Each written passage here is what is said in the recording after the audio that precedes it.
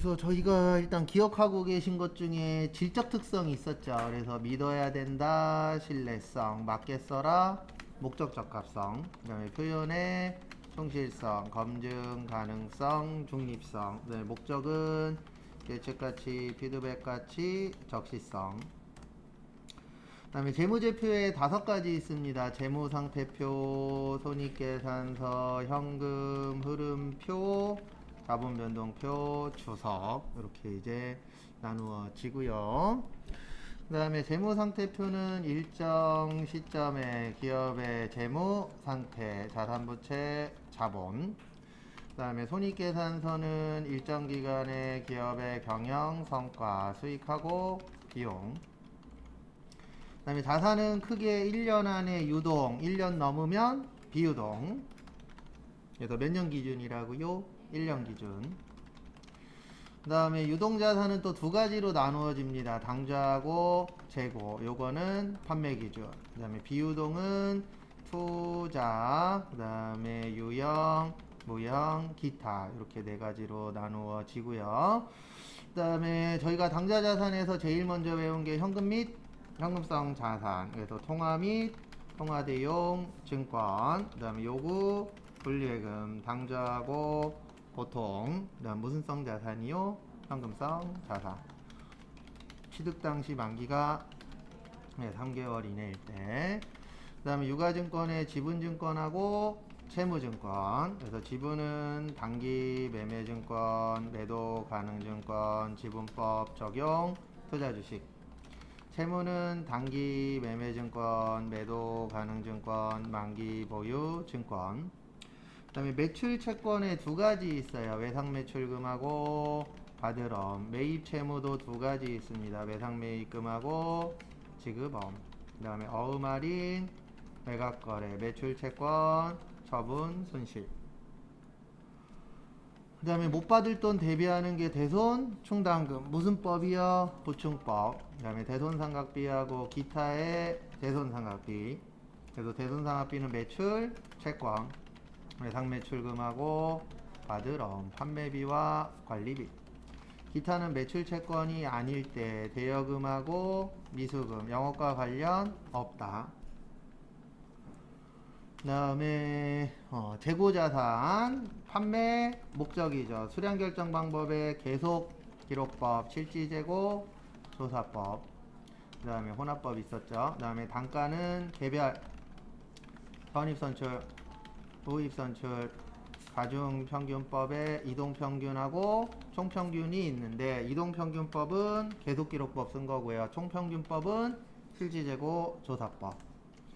네, 물가 뭐 할 때요? 상승할 때 매출 원가만 후입 선출법이 크고 나머지는 선입 선출법이 커요. 그 다음에 재고자산 감모 손실의 정상적이 있었죠? 그 다음에 뭐 있었었죠? 비정상적. 그래서 정상적일 때는 매출 원가에 가산하고 회계 처리할 필요 없고, 비정상적일 땐 영업의 비용 처리하고 회계 처리하고. 그 다음에 재고자산 평가손실이 있었죠. 무슨 법이요? 저가법. 그 다음에 어디서 회계 처리? 매출 원가에서. 그러니까 시험 보실 때 어떻게 기억이 나야 되냐면, 이걸 이대로 다 주지 않아요. 그 중에서 한 개를 주거나 2글자를 주거나 단어로 주거나 이럴 때 있어요. 그러면 그 단어 하나 가지고 내용을 뭐 해야 돼요? 기억할 수 있어야 돼요. 네. 그러니까 시험 문제에 만약에 정상적이 나왔어. 그러면 요거를 기억하면 맞출 수 있는 거고, 기억을 못하면 찍어야 되는 거고. 시험 문제가 시험이기 때문에 절대 친절하지 않아요. 다 주는 게 아니고 일부만 주면 그거 가지고 내용을 기억해서 뭐 하셔야 돼요? 맞춰야 됩니다. 절대로 시험은 친절한 시험은 있어요, 없어요? 없어요. 그러면 그건 시험이 아니죠. 그냥 공부지. 그 다음에 우리 비유동자산에 4가지 있습니다. 그 중에서 이제 투자, 유형, 그 다음에 무형, 기타. 그 중에서 이제 유형자산에서 우리 감가상각 외웠었죠. 정액법은 취득 원가 마이너스 잔존가치 나누기 내용연수. 그 다음에 정률법은 취득 원가 마이너스 감가상각 누계 곱하기 정률. 그 다음에 연수합계법은 취득 원가 마이너스 잔존가치 곱하기 내용 연수의 합분의 잔여 내용 연수였었죠. 그 다음에 이중 체감법 취득원가 마이너스 감가상각 누계 곱하기 내용연수분의 몇이요? 2. 그 다음에 생산량 비례법 그래서 취득원가 마이너스 잔존가치 곱하기 예정 총 생산량분의 단기 생산량 참고하시고, 그 다음에 보실게 무형자산 식별 가능해야 되고 영업권은 자가창출 안되고 유상 취득만 인정되고 감가상각할 때 직접법 내용연수는 20년 이내에 뭘로 해야 될지 모르겠으면 무슨 법이요? 네, 정액법 써라. 그 다음에 개발비는 무형자산 연구비 및 경상개발비는 판매비와 관리비. 그 다음에 됐고 무형자산까지 됐고 그 다음에 부채는 1년 안에 갚으면 유동 1년 이후에 갚으면 비유동. 여기도 1년 기준이세요. 비유동 부채에서 사채 발행하고 사채 상각하고 퇴직연금만 일단 외울 겁니다. 그래서 사채 발행할 때는 액면 이자율 기준에서 액면 이자율이 크면 할증, 작으면 할인. 그 다음에 사채 상각하는데 유효 이자율법 쓰고요. 상각액은 할증 발행이나 할인 발행 모두 뭐한다? 증가한다. 방행이 아니고 발행. 그 다음에 퇴직연금에는 두 가지 있어요. 확정급여형하고 무슨 형이요? 확정기여형. 퇴직연금, 운용자산, 그 다음에 퇴직급여. 일단 자격증 따시려면은 암기가 잘 돼 있어야 됩니다. 어쩔 수 없어요. 왜냐면 시험 문제 이렇게 나와요. 확정급여형으로 그러면 요거 쓰면 맞는 거거든요. 확정기여형으로 그러면 뭐야? 퇴직급여. 이렇게 나오기 때문에 기억을 하셔야 돼요. 왜냐면 연결이 안 되면 못 풀어요. 그래서 우리나라 자격증은 제가 봤을 때 대부분 다 암기예요. 솔직히 얘기해서. 이해해서 하는 것도 거기에 암기가 들어가 있어요. 기본 베이스로. 그 다음에 자본금은 주식 발행수 곱하기 액면가에 보통주하고 우선주. 여기 오늘 볼 거죠. 그래서 이익잉여금은 이익준비금하고 끝에가 뭐야? 적립금. 이익준비금은 현금 배당의 10분의 1, 자본금의 2분의 1. 그 다음에 결손금 처리 순서 임해 적립금. 그 다음에 기타 법정 적립금. 그 다음에 이익 잉여금. 그 다음 이익 준비금. 그 다음에 자본 잉여금. 잘못 쓴 내용. 요거는 꼭 순서대로, 나머지는 뒤죽박죽이어도 기억만 나면 됩니다. 왜냐면 얘네는 꼭 그냥 나오면 순서대로 뭐 하시오? 나열하시오. 왜냐면 이건 순서가 중요하거든요. 그 다음에 순매출액 총 매출액 마이너스 매출 할인 및 애놀이 마이너스 매출 할인. 그 다음에 순매입액은 총 매입액 플러스 부대비용 마이너스 매입 환출 및 애놀이 마이너스 매입 할인. 매출 원가는 기초상품 플러스 순매입액 마이너스 기말상품 마이너스 하계정 대체. 매출 총이익은 순매출액 마이너스 매출 원가.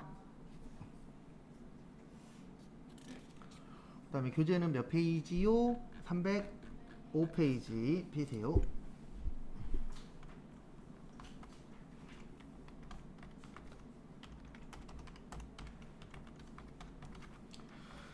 그래서 305페이지 보시면 주택 및 그 부수 토지의 임대 용역에 대한 면세인데요. 무려 한 번 나왔어요. 여기에서 키포인트는 임대입니다. 뭐예요? 임대. 임대가 뭐 해주는 거죠? 빌려주는 거예요. 그래서 내가 만약에 집을 지으려고 해요. 근데 이거를 판매 목적이 아니고 내가 이 집을 지어서 나는 뭐 할 거예요? 임대 사업 하겠다. 이러신 분들 있어요? 없어요? 있죠. 그분들 관련된 내용입니다. 그래서 만약에 주택 면적이 사업용 건물 면적보다 크면 요 사업용 건물은 상가라고 생각하세요. 뭐예요? 상가. 예, 이렇게 크면은 전부를 주택으로 봐요. 그 다음에 주택 면적보다 상가 면적이 크거나 같으면 이때는 주택만 주택으로 봅니다. 이게 무슨 뜻이냐면 일반적으로 주택은 면세예요. 뭐라고요? 면세. 빌려주는 거. 그 다음에 상가는 과세예요. 뭐라고요? 과세. 왜냐면 주택은 우리 살아가는데 필요하죠. 상가는 없어도 살아갈 수는 있죠. 그리고 가격이 싸요, 비싸요? 비싸죠. 맞죠? 네. 그래서 이게 이제 뭐냐면은 집을 지을 때 임대 목적으로 집을 지을 때 이제 상가도 지을 수 있고 주택도 지을 수 있죠. 그럴 경우에 뭐를 더 많이 지어라? 주택을. 그러면은 혜택을 주겠다는 뜻이에요. 국가에서. 근데 왜 이런 거를 만들어 놨냐면 약간 공산당적인 생각일 수도 있는데 실제 이런 나라도 있습니다.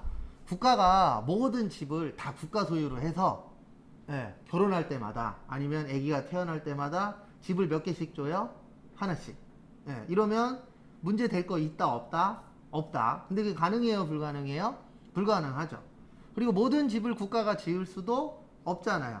그래서 개인들이 짓습니다. 회사라던가 이런 사람들이 지을 때 국가 입장에선 이렇게 보는 거예요. 이게 무조건 맞진 않지만 일반적으로 집이 많아지면 집값은 어떻게 될 것이다?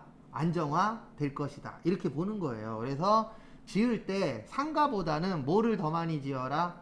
주택을. 그러면 혜택 줄게. 요게 요거예요.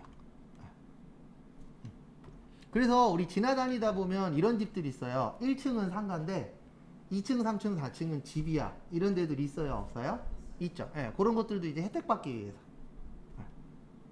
근데 상가가 더 많아. 그러면 국가 말 안 들은 거잖아요. 그러면 주택만 뭘로 인정하겠다? 주택으로.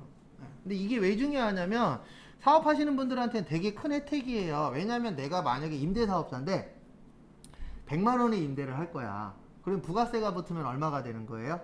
110만 원이 되는 거예요. 근데 부가세가 안 붙으면 얼마예요? 100만 원이에요. 그러면 이 상가에 들어오시는 분들이 100만 원짜리로 가겠어요? 110으로 가겠어요? 100으로 가겠죠. 똑같다라는 전제 하에. 그러면 이건 엄청난 혜택입니다. 그래서 국가에서 이렇게 유도하는 이유는 집을 많이 지어서 집값을 안정화 시켜보자. 근데 이대로 나가면 안정화가 언젠간 되긴 될 것 같아요. 왜냐하면 우리나라가 지금 하고 있는 것 중에 하나가 그전부터도 했지만 비어있는 땅에다가 뭐 짓고 있어요? 아파트. 그래서 전 그 아파트 짓는 거 볼 때마다 요즘에 무슨 생각이 드냐면 이 아파트에 기존에 딴 데서 살던 사람들이 이쪽으로 올 건데 어차피 새 거니까 이게 있던 사람들이 나가고 들어가는 개념이 아니잖아요. 새 아파트니까 새로운 사람들이 여기로 이제 입주를 하는데 그러면 기존에 있었던 집은 어떻게 되지? 맞죠? 그러면 언젠가는 이게 순환이 안 되는 타이밍이 올 거 아니에요. 나는 이 집을 팔아서 넘어가야 되는데 이 집은 뭐 하는 시기가 올 거예요. 분명히 안 팔리는 시기가 올 거예요. 언젠가는 그 시기를 아무도 모르겠지만 그러면 그 시기에 집이 뭐 되는 거예요. 이제부터 슬슬 남게 되는 거죠. 빈 공간으로. 근데 요즘 다 그렇잖아요. 1, 2층짜리 뭐 단독주택 부시고 거기에다 막 5층, 10층 되는 거 아파트 짓고 아니면 빌라 짓고 계속 짓고만 있잖아요. 그러면 그걸 계속 채울 수가 있어요? 없어요? 없죠. 왜 계속 못 채워요? 인구가 없잖아요. 그럼 또 이런 얘기 합니다. 1인 가구 있는데요. 1인 가구도 뭐 무한대로 늘어날 거예요? 어느 정도 늘어나다 어느 순간에 뭐 할 거예요? 끊어질 거잖아요. 왜냐면 인구가 늘고 있는 추세가 아니니까. 그러면 어느 순간에 그 타이밍이 와요. 그럼 그 타이밍에 집 사는 사람은 어떻게 되는 거예요?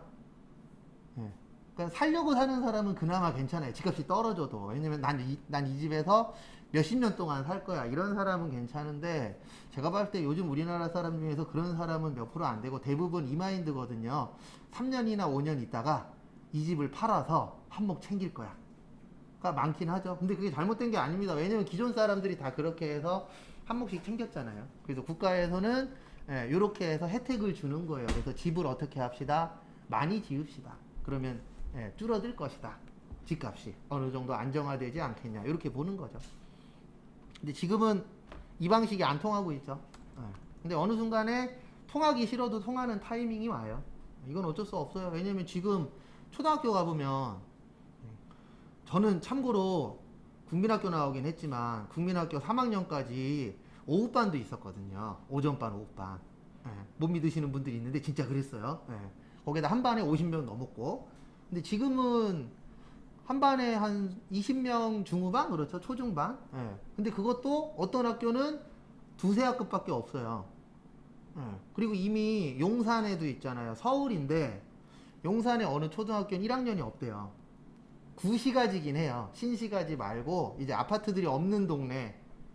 그 다음에 좀 오래된 지역들 있어요, 없어요? 있죠. 거기는 초등학생이 없대요. 서울도 그래요.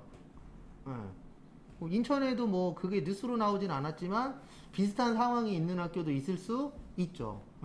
저희 동네 초등학교는 1학년이 3개 반인가 4개 반 있다 그러더라고요. 많은 건 아니잖아요, 과거에 비하면. 근데 이게 가면 갈수록 뭐 할 거예요? 줄겠죠. 늘진 않을 거니까. 그 다음에 다음 페이지, 요거는 지금까지 딱 한 번 나왔어요. 그 다음에 306페이지 가운데 보시면 박스 있는데 요거는 세무 때 잘 나와요. 그래서 오늘은 간단하게 한번 설명만 드릴 겁니다. 거기 가운데 보시면 306페이지에 표 있죠? 우리 보시면 사고 파는 걸 매매라 그럽니다. 빌려주는 걸 뭐라 그래요? 임대라 그래요. 그 다음에 토지를 빌려줄 수도 있고, 그 다음에 건물이라고 나오는데 이 건물이 상가예요. 그래서 상가를 빌려줄 수도 있고, 그 다음에 국민주택 규모라고 있습니다. 국민주택 규모가 대략 24평형 얘기예요.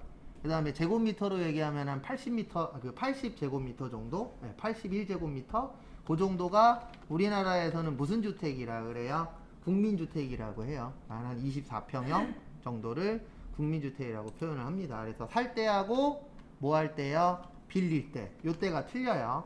토지를 사고 팔 때는 면세예요. 그럼 부가세 낸다 안 낸다? 안 내요. 근데 토지를 빌릴 때는 세금을 냅니다. 이게 솔직히 제일 이해가 안 돼요. 저도. 땅 싸요 비싸요? 비싸잖아요. 그럼 세금 걷어야 되는데 사고 파는 건 면세예요. 근데 그런 이유 중에 하나가 땅은 사람이 만든 게 아니죠. 원래부터 있었잖아요. 가공을 한 게 아니기 때문에. 그래서 어쨌든 세법에서는 토지의 매매는 면세고 빌려주는 건 뭐예요? 과세예요. 상가 싸요 비싸요? 비싸죠. 그러니까 매매도 과세, 임대도 뭐요? 과세. 그 다음에 국민주택 규모 초과가 24평형 80제곱미터 넘는 거예요. 그러면 큰 평수로 가면 갈수록 가격이 어떻게 되죠? 비싸죠. 그러니까 사고 파는 건 뭐 해야 돼요? 세금 내라. 임대가 월세나 전세 사는 거예요. 우리나라에서 월세나 전세 사는 이유가 뭐예요? 뭐가 없어서? 돈이 없어서. 돈이 있으면 대부분 우리나라 사람들은 전세 월세 안 살 거예요. 왜냐면 저 포함해서 대부분 우리나라 사람들의 목표 중에 하나는 뭐예요? 내 집 마련이잖아요. 그래서 요거는 면세예요. 왜냐면 돈이 없어서 빌리는데 여기에다 10% 더 내라고 하면은 부담이 돼요, 안 돼요? 되겠죠. 그 다음에 국민주택 규모 이하는 작은 평수니까 돈이 뭐 할 것이다? 적은 사람들이 주로 살 것이다. 그래서 면세에 뭐요? 면세. 거기 있는 거 그냥 풀어서 설명드린 거예요. 근데 요즘엔 대부분 여기보다는 어쩔 수 없습니다. 큰 평수 가는 게 좋죠. 기왕 뭐 할 거면요? 살 거면. 왜냐면 요즘에는 필요한 게 많잖아요. 옷방 있어야 되고, 맞죠? 노는 방 있어야 되고, 잠자는 방 있어야 되고. 그래서 이렇게 좀 나누어져 있다라는 거 참고하시고, 회계에선 그렇게 잘 안 내요. 이건 세무 시험 볼 때 좀 잘 내는 파트고요. 그 다음에 306페이지 거기 3번 보시면 좀 전에 얘기했었던 국민주택은 면세고요. 그 다음에 역류하용 기저귀하고 분유도 면세입니다. 왜냐면 역류하는 소중하니까. 예, 근데 기저귀하고 분유 면세여도 어때요? 비싸요. 예, 뭐 저도 어렸을 때는 부모님이 툭하면 그 얘기를 하셨거든요. 어머니가 너 그렇게 벌어갖고 기저귀 값하고 분유 값 하겠냐? 그래갖고 속으로 기저귀하고 분유가 얼마나 비싸겠어? 그랬더니 비싸더라고요. 일단 비싼 것도 비싼 건데 쓰는 양도 만만치가 않죠. 거기에다 또 뭐 붙으면 비싸요. 예, 내추럴. 내추럴 붙거나 분유는 사냥 붙으면 거의 따블이더라고요. 저도 딸이다 보니까 내추럴을 몇 달 썼는데 어우 이게 장난 아니더라고요. 와이프하고 두 손 잡고 한마디 했죠. 저기요 통장에 돈이 없어요. 예. 그래갖고 한두 단계만 내려달라고 그래갖고 내리긴 했죠. 예. 내추럴은 비싸기도 비싼데 양도 적더라고요. 그리고 분유하고 기저귀 값도 만만치 않더라고요. 확실히 키워보니까. 그 다음에 307페이지 면세 포기. 면세를 포기할 때가 있어요. 뭐 할 때가 있다고요? 포기할 때. 잠시만요.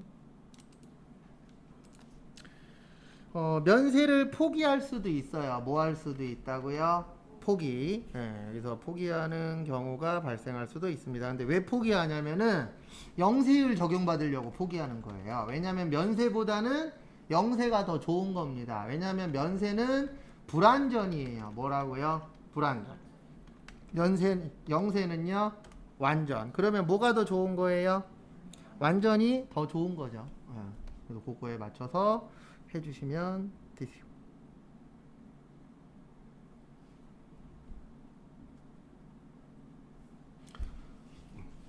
여기에서 알고 계셔야 되는 거는 뭐냐면은요. 포기하면은 3년 동안은 원상복귀 못해요. 왜냐면 우리가 권리도 있지만 의무도 줘야 되잖아요. 그래서 포기할 수 있는 권리를 주는 대신에 너 포기하면 몇 년 동안은 원상복귀 못한다? 3년 동안은. 네, 이렇게 이제 만들어 놓은 겁니다. 그래서 면세 포기는 주로 누가 하냐면 수출하는 회사. 왜냐면 영세율은 모일 때만 적용받는다고요? 수출할 때. 이렇게 이제 권리도 줬지만 의무도 주는 거예요. 그 다음에 넘기시고 어디냐면은 311페이지.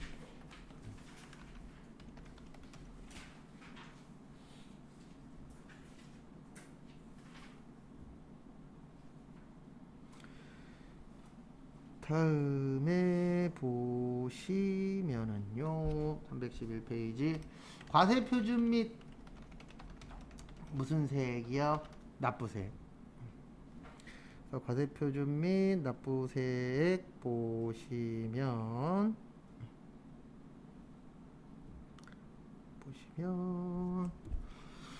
이렇게 됩니다. 어떻게 되냐면은요. 일단 요거 좀 적어주세요. 과세표준의 뜻이 뭐냐면 매출 공급가액을 과세표준이라 그래요. 매출은 뭔지 아시죠? 파는 거예요. 그 다음에 공급가액의 뜻은 뭐냐면 부가세 별도를 공급가액이라고 합니다.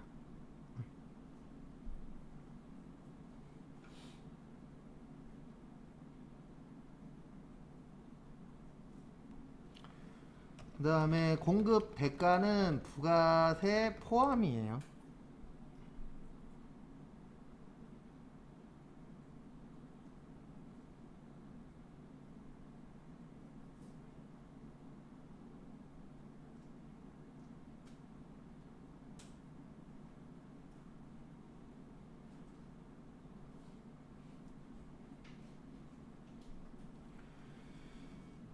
그 다음에 다음 거 보시면 납부세액은 이렇게 구해요. 매출세액 마이너스 매입세.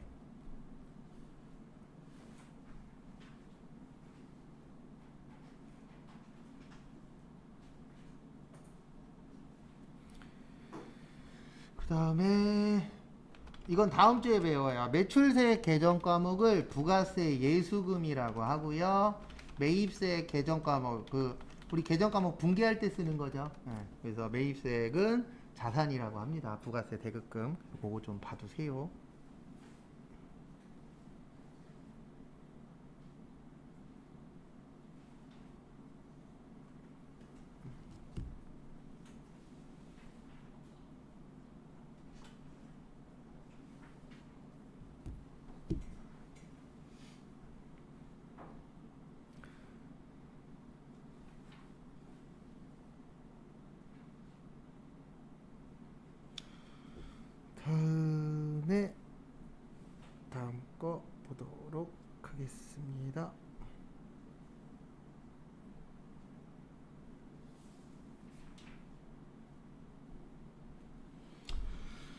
그다음에 교재는 이제 어디로 가시냐면은요 313페이지.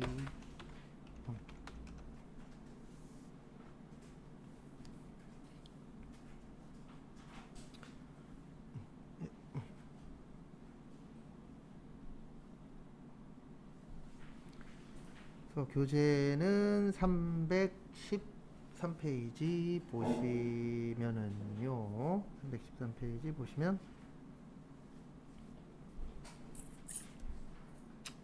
과세표준에 포함되는 것과 포함되지 않는 것 있는데요. 요거 나중에 외워야 돼요. 과세표준에 포함되지 않는 것. 뭐 되지 않는 거요? 포함 안 되는 거. 포함 안 된다는 얘기는 뭐 안 낸다? 세금 안 낸다는 뜻입니다. 그래서 거기에 있는 걸 다 외울 건 아니고요. 일부만 외울 거예요. 그래서 설명드리면서 보도록 하겠습니다. 그래서 보시면은요, 첫 번째로 매출 환입 및 애누리, 그 다음에 매출 할인. 환입의 뜻이 뭐라 그랬죠? 환입. 환입은 반품이에요. 뭐라고요? 반품. 그리고 우리 반품한 거는 판 거예요? 안 판 거예요? 안 판 거잖아요. 그럼 세금 내면 돼요? 안 돼요? 안 돼요. 그 다음에 애누리는 할인해 주는 거예요. 깎아 주는 거. 맞죠? 근데 뭐와 관련돼서 깎아주는 거라 그랬죠? 물건. 그래서 물건에 흠집이 났다거나 아니면 대량 구매를 한다거나 이런 경우에 깎아주는 경우 있어요? 없어요? 있죠. 그래서 중소기업이 대기업을 못 이기는 가장 큰 이유 중에 하나가 중소기업은 살 때 조금씩 사잖아요. 대기업은 살 때 왕창 사잖아요. 그러니까 똑같은 물건을 사도 대기업께 쌀 수밖에 없어요. 왜냐면 많이 사면은 그만큼 많이 산 만큼 깎아주잖아요. 네, 그게 이제 뭐가 되는 거예요? 애누리. 그래서 물건과 관련돼서 깎아주는 거. 그 다음에 할인은 돈과 관련돼서 깎아주는 거예요. 그러니까 돈 빨리 받으려고 깎아주는 거. 야, 다음 달에 100만 원 줄 거 있잖아. 이번 주에 주면은 90만 원만 받을게. 이런 식으로 해서 돈과 관련돼서 깎아주는 건 뭐라 그래요? 할인. 그러면 결론적으로는 반품은 판 거 아니고 애누리는 깎아준 거잖아요. 할인도 깎아준 거고. 그러면 돈 받았다 못 받았다? 못 받았다. 그러면 세금 안 낸다. 그 다음에 그거하고 교재 있는 거하고 순서는 좀 틀려요. 그래서 지급지연으로 인한 연체이자. 요거는 무슨 뜻이냐면 만약에 오늘 돈을 줘야 돼요. 언제 돈을 줘야 돼요? 오늘. 근데 오늘 돈이 없어. 한 달 후에 줄게. 그럼 원래 한 달치 뭐를 줘야 돼요? 이자 줘야 돼요. 원칙상으로는. 그래서 지급지연이라는 게 뭐예요? 다음에 줄게. 그러면 거기에 맞는 무슨 이자를 내셔야 돼요? 연체이자. 그래서 우리가 웬만하면 공과금이나 이런 거 낼 때 연체 안 하려고 그러잖아요. 왜요? 연체하면은 추가되는 금액이 있어요? 없어요? 있죠. 그것처럼 부가가치세도 추가되면은 내기는 합니다. 근데 그건 뭐 이제 나중에 세무 때 배울 거고. 그래서 이거는 물건 팔아서 받은 돈이 아니죠. 맞죠? 원래 부가가치세라는 건 물건을 사고 팔 때 내는 돈이거든요. 그래서 이거는 물건과 그 부가세와 관련이 없다라고 보는 거예요. 그러면 세금을 낼 필요는 없습니다. 그리고 요즘 추세는 연체이자는 바라지도 않아요. 원금만 주시면 다행입니다. 그래서 요즘 뭐 뉴스 같은 거나 보다 보면은 종종 나오잖아요. 이자 열심히 주다가 도망가셨다고. 근데 참 웃긴 게 TV에 그게 그렇게 나와도 하지 말라고 그렇게 얘기해도 하는 사람들이 있어요? 없어요? 있어요. 근데 그것도 욕심 때문에 하는 거예요. 그래서 절대 이런 건 조심해야 돼요. 이것도 이제 IMF 때 실제 있었던 일인데 그 대우라는 회사 있었어요? 없었어요? 있었어요. IMF 전에. 거기가 재계 랭킹 1위였어요. 삼성이 1위가 아니었어요. IMF 전에는 대우가 1위였어요. 근데 대우에서도 이거를 발행을 했거든요. 사채. 근데 약간 이런 상황이었어요. 어떤 상황이었냐면은 은행에다 넣으면 10% 준다 그랬는데 대우에서 자기네 사채에다 투자하면 20% 준다 그랬어요. 그럼 2배 주죠. 그럼 사람들 욕심 내요, 안 내요? 내요. 그랬다가 이제 대우가 그렇게 될 줄은 몰랐었던 거죠. 그러니까 사람들이 생각은 다 똑같아요. 뭐냐면 이거 나한테 어떻게 보면 기회가 될 수도 있어요, 없어요? 있어요. 근데 항상 이게 있어요. 내가 가져오는 게 많으면 리스크도 커요. 그러니까 잘 될 때 얻어오는 것도 있지만 잘못됐을 때에 포기해야 되는 것도 어때요? 많죠. 예. 그래서 뭐든지 뭔가를 할 때에는 이걸로 내가 해갖고 내가 갖고 올 수 있는 게 많아. 그러면 반대도 생각을 해야 돼요. 잘못됐을 때에 리스크가 얼마나가 오느냐 이것도 고민은 해봐야 돼요. 왜냐면 다들 이 마인드로 합니다. 내가 하니까 잘 될 거야. 맞죠? 네, 다들 그런 생각 해요, 안 해요? 해요. 그 생각이 잘못된 게 아니에요. 당연히 뭔가를 하는데 아이고 난 망할 거야 이러면서 하면 안 하는 게 낫잖아요. 근데 그 생각이 잘못된 게 아니라 잘못됐을 때에 리스크가 내 인생이 어떻게 되느냐도 고민을 하고 해야 돼요. 네, 진짜 이거 아니면 난 할 게 없어 그런 게 아닌 이상은 항상 고민을 해야 돼요. 왜냐면 이게 잘 됐을 때는 행복이지만 안 됐을 때는 저기 땅 밑에 지하 몇 층까지 내려갔다 와야 되잖아요. 네. 그랬을 때 그게 얼마나 힘든데요. 안 겪어본 사람은 알아요, 몰라요? 몰라요. 네. 거기에다 이거는 또 돈 들어가는 거잖아요. 몸만 힘든 게 아니라 정신만 힘든 게 아니라 그 돈과 관련된 거가 되기 때문에 잘 생각하고 이게 100% 맞는다 그게 아닌 이상은 고민 많이 해야 돼요. 그리고 100%는 있어요, 없어요? 없잖아요. 예전에 정준하 씨 얘기 유명하잖아요. 정준하 씨가 이제 주변 사람한테 이 주식 오른대 그래고 가르쳐줬다가 쫄딱 망한 사람 있잖아요. 노씨 아저씨, 노홍철 씨. 그때 전 재산 다 넣었다면서요. 3억인가 얼마 넣었다가 다 날라갔대요. 그리고 그 이후부터 정준하 씨랑 보면은 이를 갈고 있잖아요, 노 씨가. 왜냐면 이거 100%라 그래갖고 믿고 샀는데 잘못된 정보였던 거죠. 그래서 100%는 없어요. 그리고 설마 그러니까 제가 잘 생각하는 건데 100%면요 좋은 거면 왜 남한테 알려줘요? 그리고 이렇게 얘기합니다. 아우 나는 뭐 착해갖고 개코딱지 같은 얘기 하지 말라 그러세요. 착한 사람은 있어도 돈 들어가면 착한 사람은 없어요. 그러면 알려주는 이유가 있어요, 없어요? 있어요. 근데 이게 만약에 100% 오를 거야. 그럼 왜 알려줘요? 내가 타돈에 8촌에 달러비까지 해갖고 내가 하고 말지. 근데 이거를 알려줌으로 해서 나한테 이득될 게 있으니까 알려주는 거예요. 절대 공짜는 없고 제가 봤을 때 여러분들도 생각을 해보세요. 만약에 이거 투자하면 100억을 벌 수 있어. 그럼 말 한마디도 안 할 거잖아요. 맞죠? 누가 다 먹을 거예요? 내가 다 먹을 거잖아요, 솔직히. 맞잖아요, 아니에요? 맞을걸요? 저도 만약에 이게 100%면은 왜 옆 사람한테 알려줘요? 내가 다 먹지. 그 아까운 걸. 근데 이런 얘기하면 또 어떤 사람들은 그래요. 아우 못됐다고. 원래 돈 들어가면 못돼지는 거예요. 그게 정상이고. 근데 자기는 뭐 착하대. 지금까지 TV에 여러 명 나왔잖아요. 착한 사람이 있었어요? 없었어요? 없었어요. 그걸로 해갖고 뭐 책을 팔아먹는다든가 아니면 뭐 이제 최근에 이런 거 많았잖아요. 유튜브에서 부동산 부동산 관련된 사람들 자기 거 팔아먹으려고 찍어줬잖아요.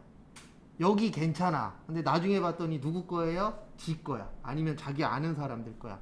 그렇게 해갖고 이득 본 사람들 많잖아요. 절대로 공짜는 없더라고요.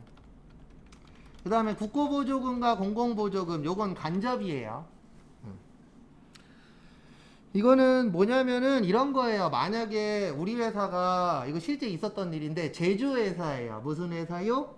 제조회사에서는 물건 만들어서 파는 거죠. 근데 한때 이게 2000년대 중반 때 어떤 경우가 있었냐면은 그 어저께 잠깐 설명드렸던 ERP라는 프로그램 있죠. 이거를 제조회사에서 설치를 하면 50%를 국가에서 지원해 주던 시절이 있었어요. 그래서 그 당시에 제조회사 가면 거의 모든 중소기업의 제조회사들이 ERP가 다 깔려 있었어요. 왜냐면 이렇게 샀었거든요. 저도 그 당시에 이제 소프트웨어 파는 회사에 다녔었는데 영업하시는 분들이 어떻게 영업하냐면 만약에 이 ERP가 1000만원짜리예요. 얼마짜리예요? 1000만원. 그러면 그 회사한테 2000에 팔아요. 그럼 2000에 팔면은 국가에서 1000만원 줘요? 안 줘요? 주죠. 그러면 1000만원은 국가에서 지원받고 1000만원은 이 회사한테 받는데 나중에 다시 페이백 해줘요. 다시 돌려줘요. 그리고 2000만원이니까 세금 몇 프로 내야 되죠? 10%니까 200 내야 되죠. 그 200만 받아요.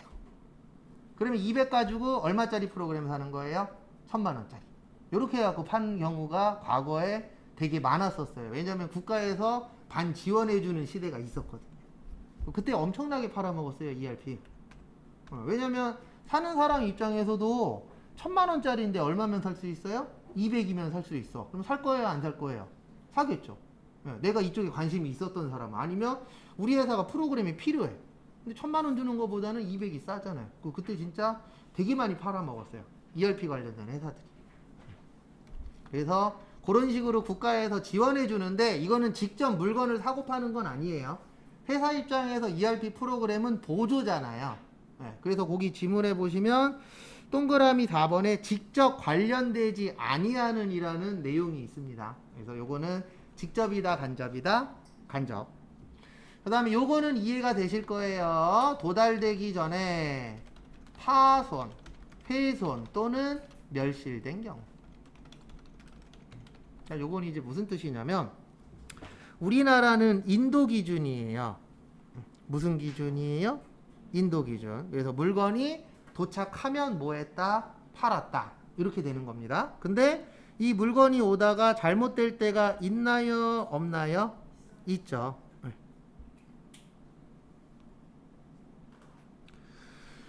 그래서 잘못될 때가 있기 때문에 예. 그래서 오다가 파손됐어. 훼손됐어. 그럴 수 있어요? 없어요? 있죠. 그러면 이거는 반품해야 되잖아요. 맞죠?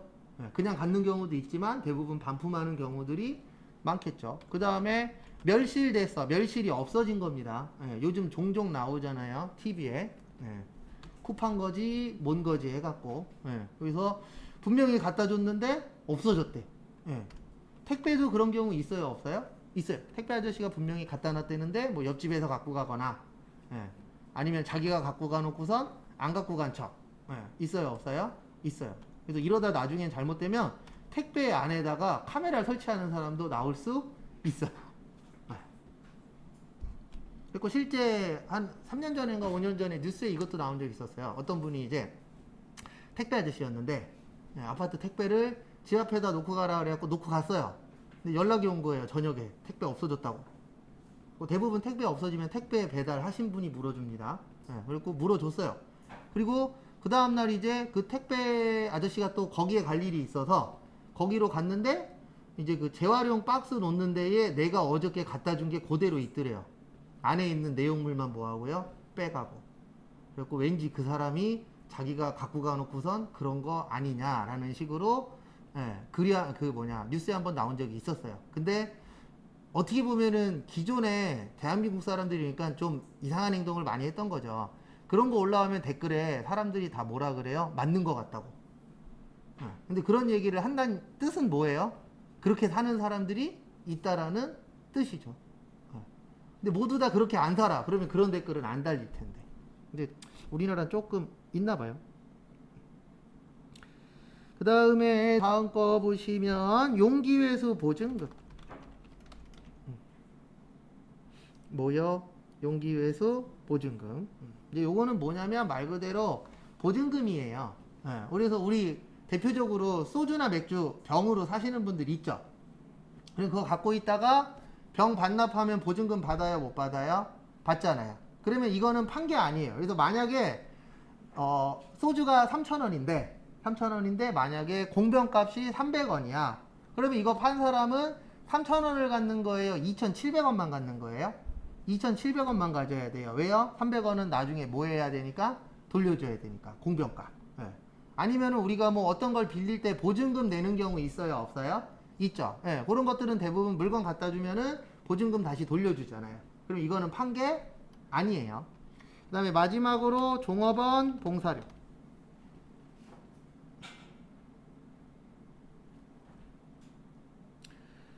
그래서 종업원 봉사료는 뭐냐면은요, 요거 내는 거예요. 소득세.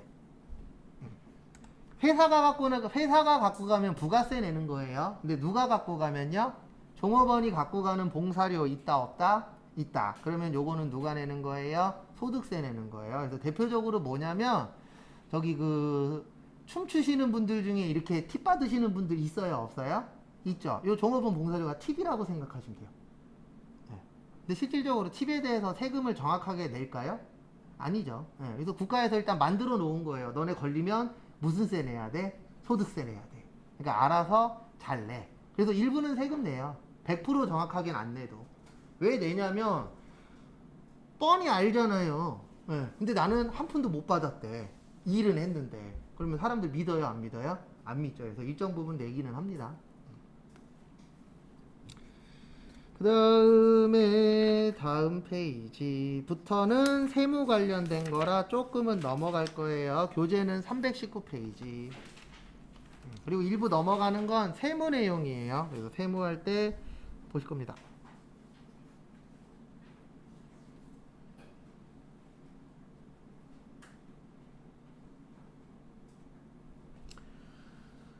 그래서 보시면 319페이지 대손세액공제라고 있습니다. 우리 대손충당금 외웠죠? 대손의 뜻이 뭐예요? 못 받는 돈이에요. 뭐 하는 돈이요? 못 받는 돈. 세액은요? 세금. 공제는요? 빼줄게. 네. 그래서 못 받은 세금 뭐 해줄게? 빼줄게. 요걸 뭐라 그래요? 대손세액공제. 그래서 빼주는 게 맞을까요? 틀릴까요? 맞겠죠. 맞잖아요. 세금 돈 못 받았어. 그러면 세금 내야 돼요? 세금 못 내요? 못 내잖아요. 뭐가 없어서요? 돈이 없어서.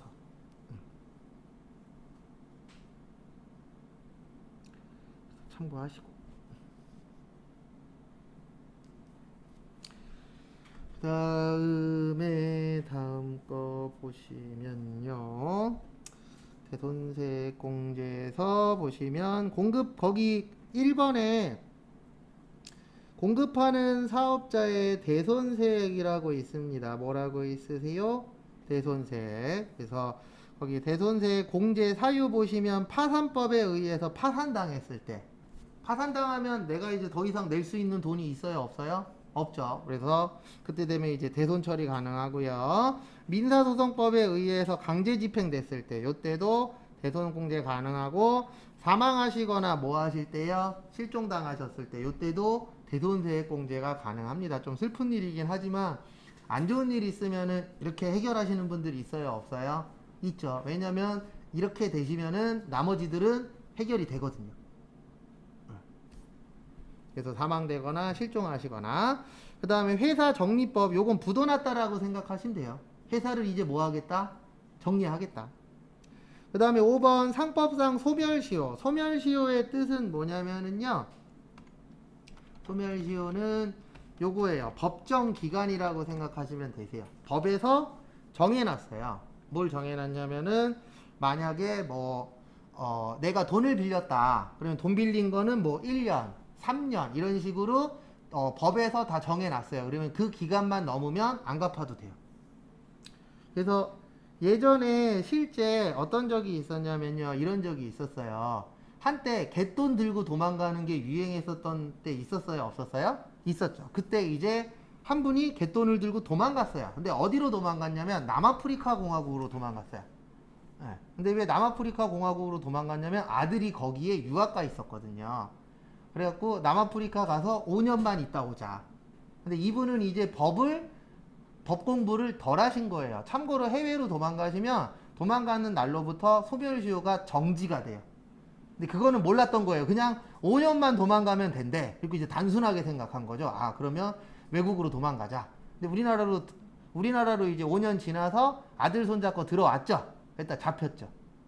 근데 더 짜증나는 거는 이게 그러니까 항상 기자들이 욕먹는 게 근데 어쩔 수 없어요. 그 사람들도 먹고 살려고 하는 거지만 그런 내용이 있으면 그냥 갯돈 들고 도망갔다 잡혔다 이렇게 끝나야 되는데 세부적인 내용을 다 써요.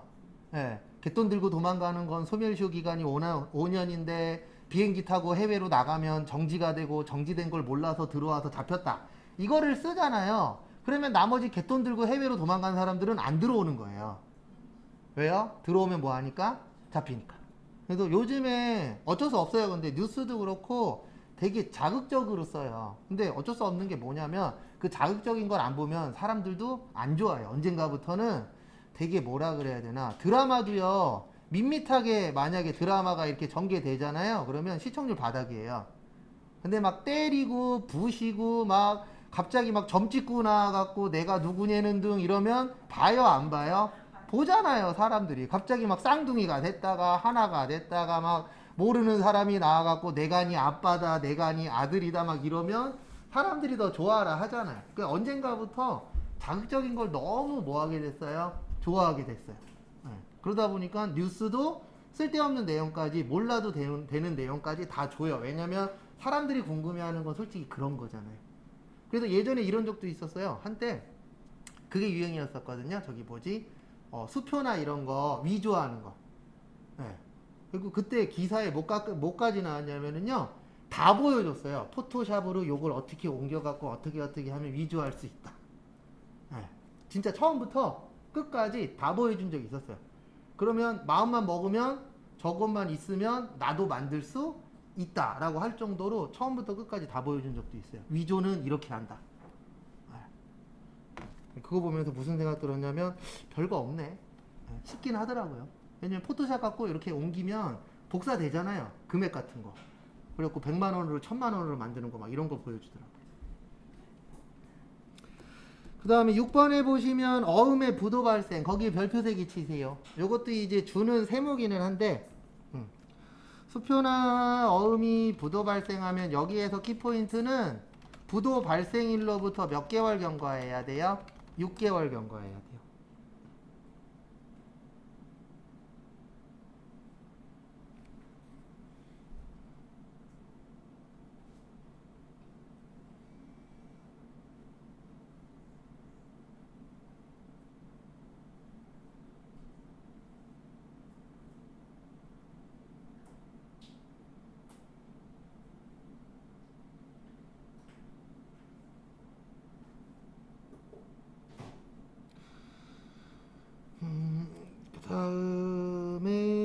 다음 거 보시면은요. 그래서 수표나 어음 발생하면 몇 개월이요? 6개월. 그 다음에 7번에 보시면 회수 기일이 6개월 이상 경과한 뭐요? 채권 중 얼마 이하요? 30만원. 그러니까 국가에서도 이렇게 보는 거예요. 개인한테 30만원이면 절대 작은 돈 아닙니다. 맞죠? 근데 회사에서 30만원이면 작은 돈이에요. 맞죠? 일반적인 회사에서는. 근데 30만원도 안 되는데 6개월 동안 안 주네. 그러면 국가에서도 이렇게 보란 얘기예요. 돈 줄 생각이 없어. 맞죠? 네. 우리 일반적으로도 30만원 주기로 했는데 6개월 넘게 안 줘. 그러면은 줄 생각 없다라고 생각해요? 안 해요? 하죠. 그래서 국가에서도 30만원이 안 되는 요거를 소액 채권이라고 하거든요. 일명 작은 금액이다. 근데 작은 금액을 6개월 동안 안 주네. 그러면 줄 생각이 있다 없다? 없다. 그러면 무슨 처리해라? 대손 처리해라 라고 되어 있는 겁니다. 법에서도. 그 다음에 시기의 제한 보시면 거기에다 밑줄 좀 쳐주세요. 10년. 대손은 몇 년 거까지 할 수 있어요? 10년 이내 거는 할 수 있습니다. 그래서 이게 조금씩 변화가 되고 있어요. 과거에는 대부분 서류 관련된 거는 5년이었어요. 몇 년이었어요? 5년. 근데 최근에 한 개, 두 개씩 10년으로 바꾸고 있어요. 그러면 나중에 서류 관련된 것들도 대부분 몇 년 보관으로 바뀔 거예요?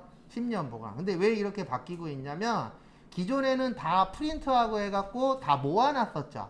근데 요즘에는 서버에다 저장만 해놓는 데들이 많잖아요. 그러면은 10년 보관하는 게 어렵지 않을 것이다. 그래서 조금씩 아직 법에서는 대부분 5년인데 10년짜리로 한두 개씩 바뀌고 있습니다. 그 중에 이제 제일 먼저 바뀐 것 중에 하나가 요거예요. 대손세액 공제.